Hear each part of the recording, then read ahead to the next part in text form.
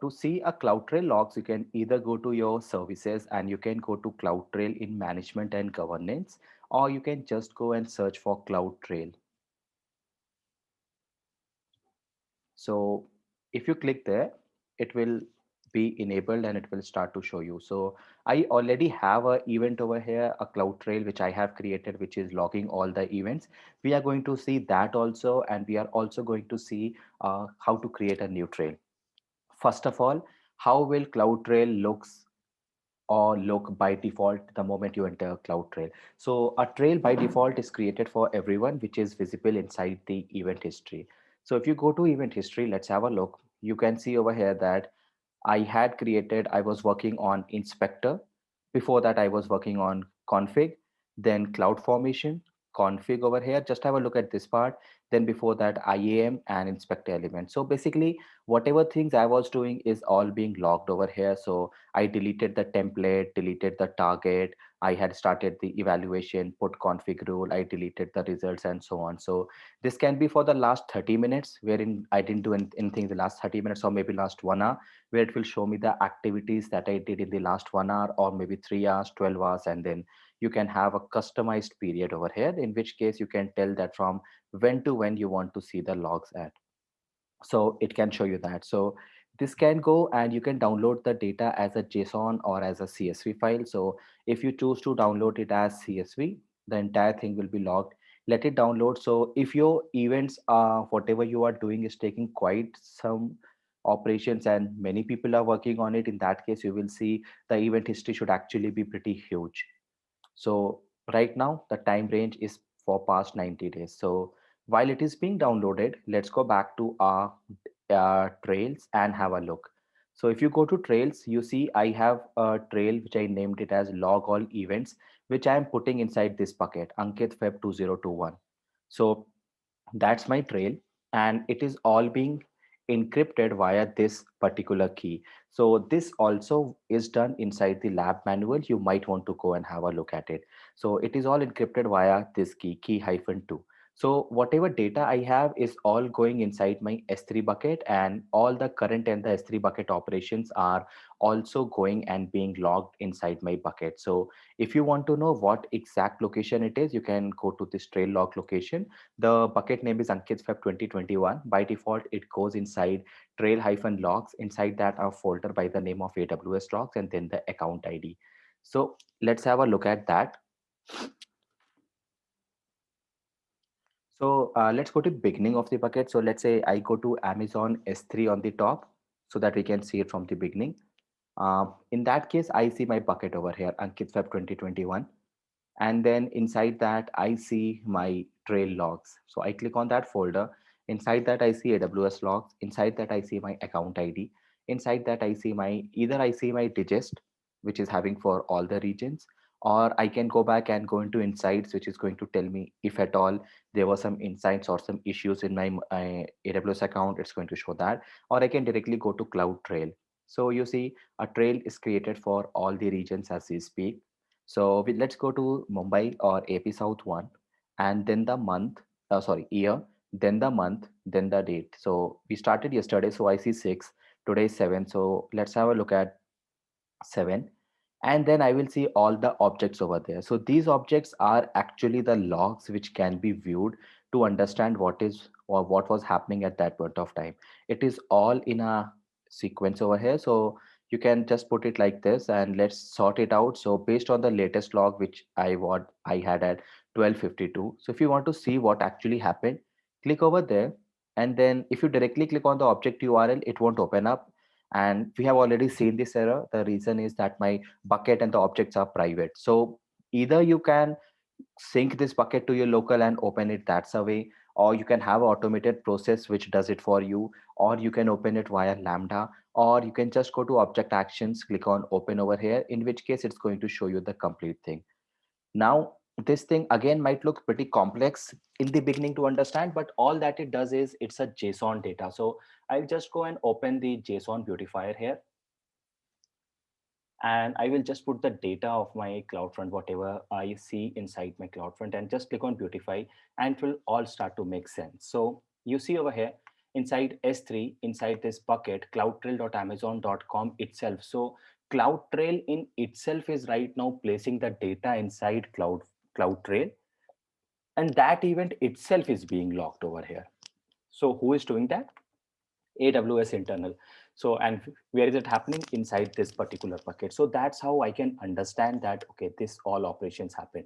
Now, another way to see that is you can go to a management console here, and let's look at the older log. Uh,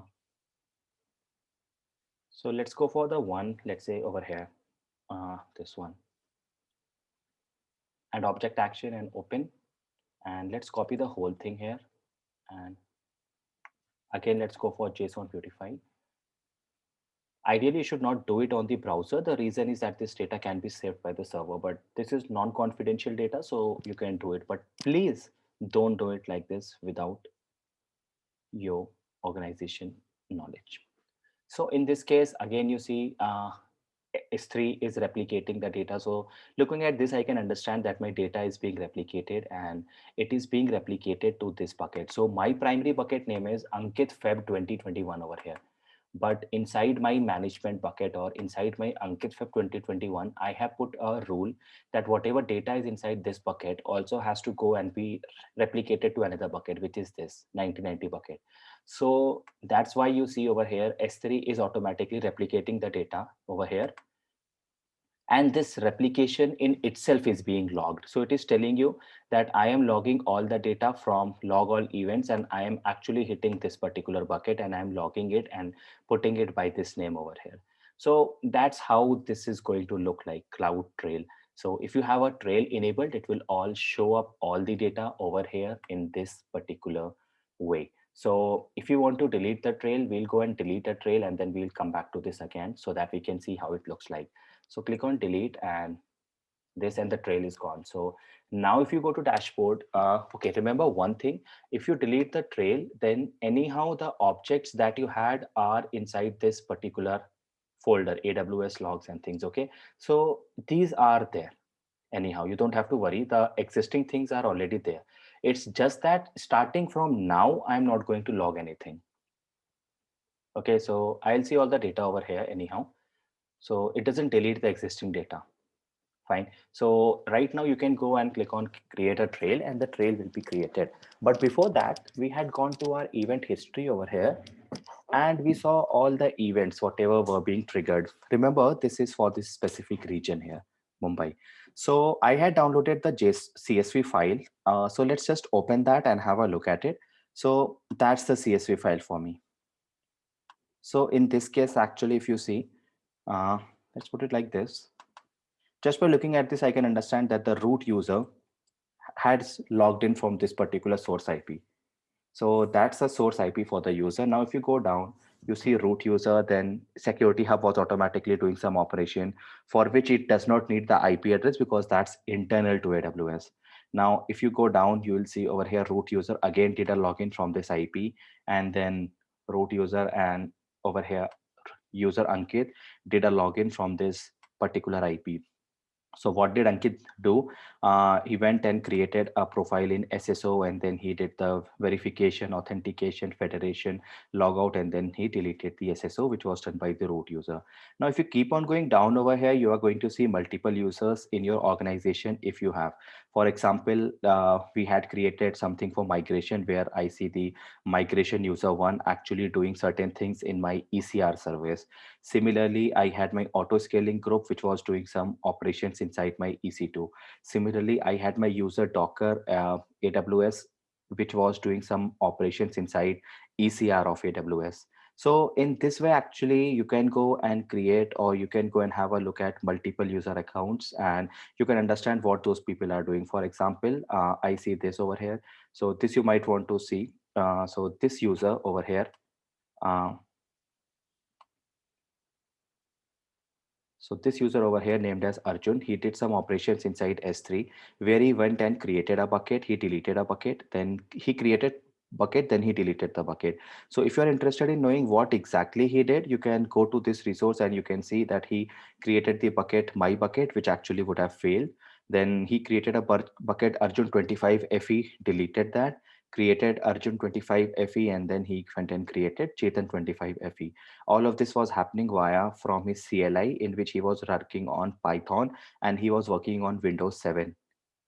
And this was all happening from his IP, which is this IP. So looking at this, you can understand that, okay, this thing actually never came from your local AWS or from your local region. Rather, it came from a different one. So these things you might want to highlight. Furthermore, if you want, you can also put a filter over there. So let's say if we put a filter on the usernames, so that we understand that what all users actually did the operation. So putting this, let's remove everything and see. So I understand that this user, and if I see any other user like this user over here, and this user and this user. Now these are the users that I don't identify. So in this case, I'll just go and monitor their activities, what they have done. So looking at this, I can understand that created a bucket, ran the instance, and created a table in DynamoDB. ECR user did multiple things inside ECR. Ter1 user did multiple things inside my EC2 that you can easily understand by these things. ec2.amazonaws.com. ECR Sony did multiple things inside ECR. And finally, this is what these people did. So looking at this, you can easily understand what were the various operations which were done by various people inside your organization. So remember that this thing was actually, it only saves the data of last 90 days. So if the data is for last 90 days and you want to save the data for more duration, you can always go to your trails over here and you can click on create trail. Once you click on create trail, you will have to give a name to this trail. Let's say log all events. And I can enable it for all the accounts, or I can do it only for me. The only thing that changes is if you enable for all accounts, you will see over here that it will start to give your organization ID, O hyphen something. Just have a look.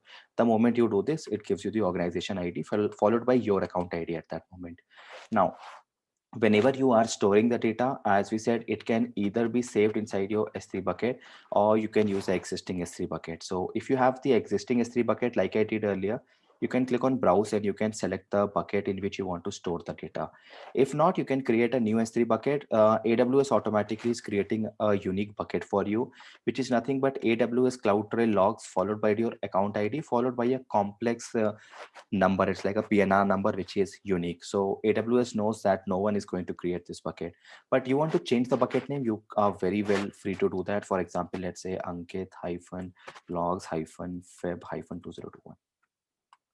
So it goes over there, and then if you want, you can also enable it via the KMS or the key whatever you have using the key pair that you had. So I have these all keys with me. I can choose any one of them, or I can choose a new key pair if I want. So, or if you don't want to enable encryption, you can do that. Though ideally it is good to go and enable encryption. If you want to go for SNS notification, you can choose the existing topic or you can choose the new topic. Remember, in this case, it will only select the topics which are available inside your Mumbai region. So you can do that also. Next, log file validation is if anyone is making a change to your particular CloudTrail file, AWS can go and tell it. Okay, so if you have it enabled, it's free, but AWS will tell you if a change actually happened over there. Then you can add the tags over here. If you want, you can also go for CloudTrail logs. As we said, there are two ways. First is it goes to your S3. Second, it can also go to your CloudWatch logs, in which case you can go and either use the existing log, what you have, or you can go and create a new log. So you can do that also. If you go on next now, it is going to say that a trail with this name already exists. So let's put log all events in Mumbai. So this one shouldn't be existing. So click on next, and what type of event you want, the data events, inside events, and the management event. So whichever you want, you can do that. You can go for read, you can go for write, you can go for all of them. And if you don't want the KMS services, you can remove that, or else it will go and put those events also.